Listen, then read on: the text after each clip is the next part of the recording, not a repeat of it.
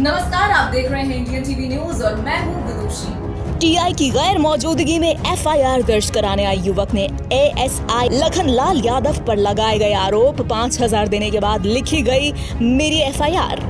जिले के गंज बासोदा तहसील के ककरावदा गांव में बिजली विभाग के सबस्टेशन पर एसएसओ के पद पर काम करने वाले विनय दांगी नामक युवक को वहां के गांव में निवास करने वाले अंशुल रघुवंशी, आशीष रघुवंशी, कमल सिंह रघुवंशी, मोहित रघुवंशी ने सब स्टेशन परिसर में बने कमरे में घुसकर लोहे की रॉड से मारपीट की, जिससे पीड़ित युवक को काफी चोट आई है।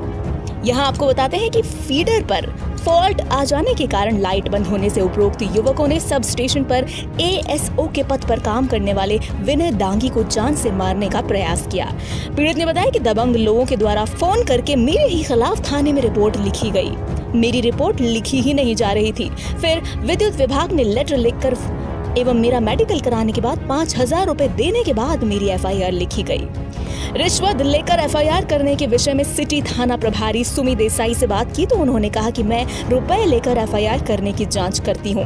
यदि शिकायत सही पाई जाती है तो संबंधित आरक्षण के खिलाफ विभागीय कार्रवाई की जाएगी। आरोपी एवं पीड़ित की शिकायत दर्ज होने पर विद्युत मंडल के अधिकारियों एवं कर्मचारियों ने एक आवेदन एएसआई शिवेंद्र पाठक को सौंपा, जिसमें बताया कि कर्मचारी को ड्यूटी के समय ककरावदा गाँव के लोगों ने मारा एवं विद्युत विभाग के सरकारी सामान की तोड़फोड़ की है। इस बाबत एक लेटर भी दिया गया है। फिर भी थाने में आरोपियों पर कार्य में बाधा की धारा नहीं लगाया जाना कहीं न कहीं पुलिस की कार्य प्रणाली को संदेह में डाल रही है। हमारा विनय सिंह दांगी नाम है, ग्राम इमदावादा के हम रहने वाले हैं और ककरावदा सब स्टेशन पर अभी कार्यरत हैं ऐसा सिस्टम सिक्योरिटी ऑफिसर। तो परसों 9 तारीख रात को झगड़ा वगैरह हुआ बिजली पैसे के 5:01 पर फॉल्ट हो गई थी, तो उस पर से बिजली थी नहीं, कहीं भी नहीं थी। तो अंशुल रघुवंशी और छोटू आए, हम खाने के लिए नमकीन लेने बाहर गए थे, तो उन्होंने वहाँ पे मारपीट की। ये चरण सिंह रघुवंशी है गाँव के और हमारे पहचान की भी है। उन्होंने हमारी बीच बचाव किया और हमको वहाँ से निकाल दिया कि आप सब स्टेशन चले जाओ, फालतू लड़ाई बढ़ेगी। वहाँ से निकाला तो इनके साथ मारपीट की करने लगे हमारे जाने के बाद, और फिर पीछे से आ गए थे 3-4 गाड़ी से, जिसमें से 3-4 लोगों को हम जानते नहीं, और 3-4 लोग में अंशुल रघुवंशी, उसका छोटू, कमल सिंह रघुवंशी और उसके दोनों भाई और थे। तो उन्होंने वहाँ पे मारपीट की और तेज़ धारदार हथियार था उनके पास कुछ, तो उन्होंने हमारे यहाँ वार किया। तो हम एकदम झुके तो थोड़ा बहुत आँख पे लग के रह गया, जिससे गंभीर चोट लग गई। और उसका जो छोटू था उसने मोबाइल की लीड से उस पर चार्जर डला हुआ था, मोबाइल की लीड निकाल के हमारा गला घोटने की कोशिश की, जिससे हमारी जान जाते जाते बची। और वहाँ पे भी चरण सिंह रघुवंशी जी आए तो उन्होंने बीच बचाव किया, तो फिर हमको वहाँ पे निकाल दिया। हम पुलिस स्टेशन पहुँचे, तब तक चरण सिंह के घर पे उन्होंने हमला किया, कार मार रखी थी वो तोड़ दी, महिलाओं के साथ बदसलूकी की, पापा को हाथ में सब्बल से मारा, जिससे उनके साथ फ्रैक्चर हुआ है। महिलाओं के साथ भी हम मारपीट की, बचाव में आए। फिर इसकी रिपोर्ट दर्ज कराने में गए थे? रिपोर्ट दर्ज हम कराने आए तो करीबन हमें पुलिस स्टेशन में बैठा कर रखा, जिसमें उपस्थित थे लखनलाल रघुवंशी यादव, जो कि एफआईआर कर रहे थे। तो हम करीबन 1.5 घंटा बैठा कर रखा, जैसे जख्म से बार बार खून भी निकलता रहा, उनको दिख भी रहा था। तो मैंने जोर से चिल्ला के कहा कि सर मेरा मेडिकल तो कराई दीजिए, पट्टी हो जाए। तो उन्हें आधी अधूरी रिपोर्ट लिख कर उससे कल वो अधिकारी आ गए, कांस्टेबल वगैरह, तो बोले आप मेडिकल करा लो। वहाँ पे मैं मेडिकल कराने गया, मुझे एडमिट कर लिया वहाँ पे 8 दिन का। और जो विरोधी पार्टी थी उसकी मेरे सामने ही एफआईआर हो गई, जबकि मैं 1.5 घंटा पहले का पहुँचा था। तो मेरे सामने ही वो बाद में आए थे, उनकी एफआईआर पहले हो गई है, तो मुझे वहाँ से निकाल दिया गया।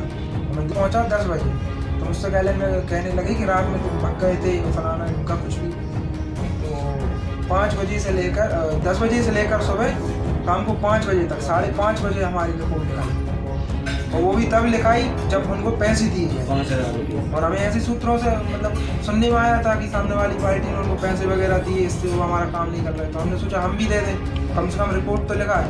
और ऐसी पैसे हमारे परिजन थे साथ में, उन्होंने दिए थे। हमारे यहाँ चोट लगी थी, हम एक साइड बैठे थे।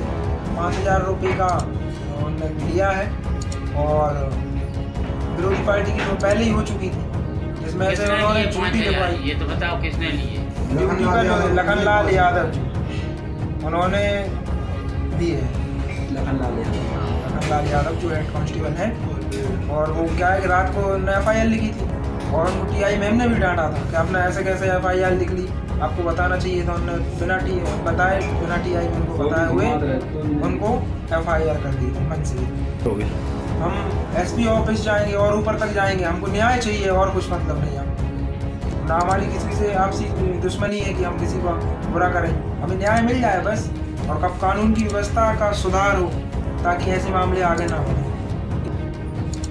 का कोई मामला आया था 2 पक्षों का। आज सुबह से 10 बजे से एक पक्ष बैठा रहा रिपोर्ट लिखाने के लिए।